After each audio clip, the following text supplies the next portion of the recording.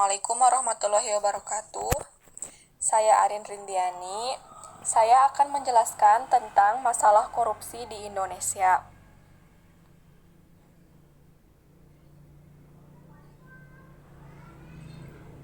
Berdasarkan data yang dihimpun Komisi Pemberantasan Korupsi atau KPK, NTB merupakan salah satu provinsi dari 26 daerah yang pernah terjadi tindak pidana korupsi. Data tersebut dihimpun dalam kurun waktu 2004 sampai 2020. Ketua KPK, Komjen Pol Firly Bahuri, menyebut di NTB sendiri terdapat 12 kasus korupsi, baik yang sudah maupun sedang diusut lembaga penegak hukum. Menurut Firly, sebagian besar kasus melibatkan kepala daerah. Oleh karena itu, KPK pun prihatin dan memantau penuh gelaran pilkada serentak, termasuk di NTB. Ini memprihatinkan bagi kita, ujar kata Firly Bahuri melalui keterangan tertulis Minggu, tanggal 25 bulan 10 2020.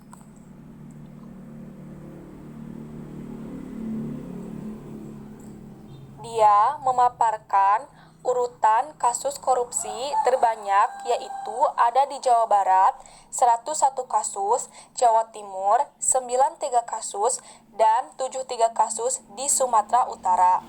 Kemudian di Riau dan Kepulauan Riau sebanyak 64, DKI Jakarta 61, Jawa Tengah 49, Lampung 30, Sumatera Selatan 24, dan Banten 24, papar Firly.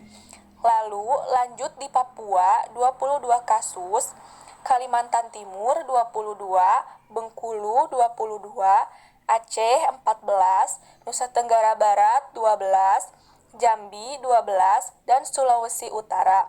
Selanjutnya yakni Kalimantan Barat 10 kasus, Sulawesi Tenggara 10, Maluku 6, Sulawesi Tengah 5, Sulawesi Selatan 5, Nusa Tenggara Timur 5, Kalimantan Tengah 5, Bali 5, dan Sumatera Barat sebanyak 3 kasus. Dari sebaran 34 provinsi, 26 daerah itu pernah terlibat korupsi, kata Firly.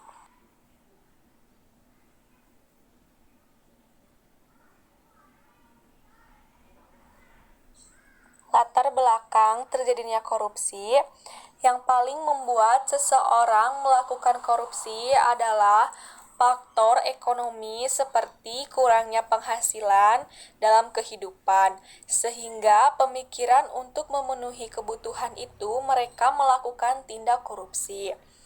Faktor internal adalah faktor yang timbul dari dalam diri sendiri seperti sifat tamak, rakus manusia, korupsi, kejahatan seseorang yang rakus, merasa kurang dengan apa yang dimilikinya atau serakah, dan mempunyai hasrat yang besar untuk memperkaya dirinya. Moral yang kurang kuat, yaitu moral yang kurang kuat cenderung mudah tergoda untuk melakukan korupsi. Godaan itu bisa berasal dari siapa saja.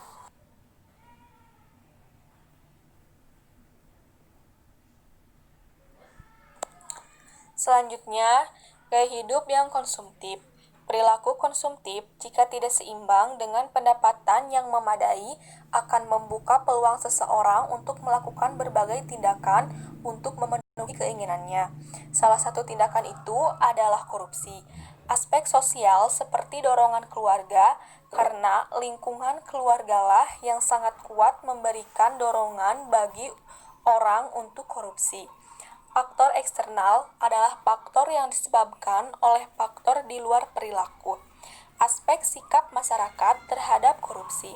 Pada umumnya, jajaran manajemen selalu menutupi tindak korupsi yang dilakukan oleh oknum dalam organisasi.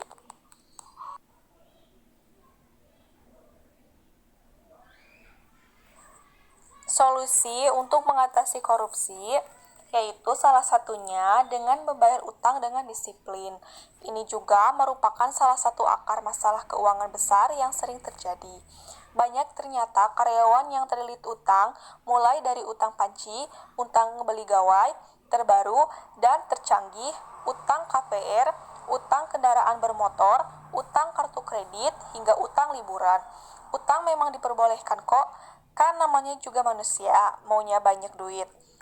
Apalagi jika kita memang pingin mengejar sesuatu yang bernilai nominal besar, tetapi menjadi jaminan hidup, rumah misalnya.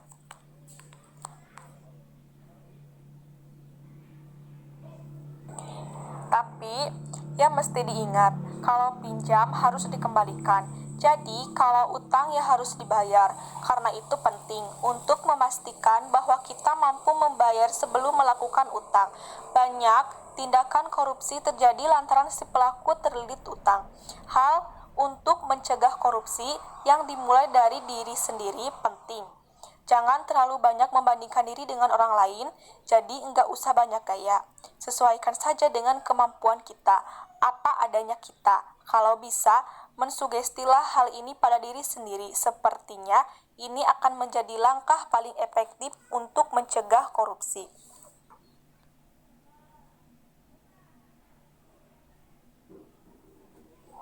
Berikut daftar pusaka dari clipping yang sudah saya paparkan.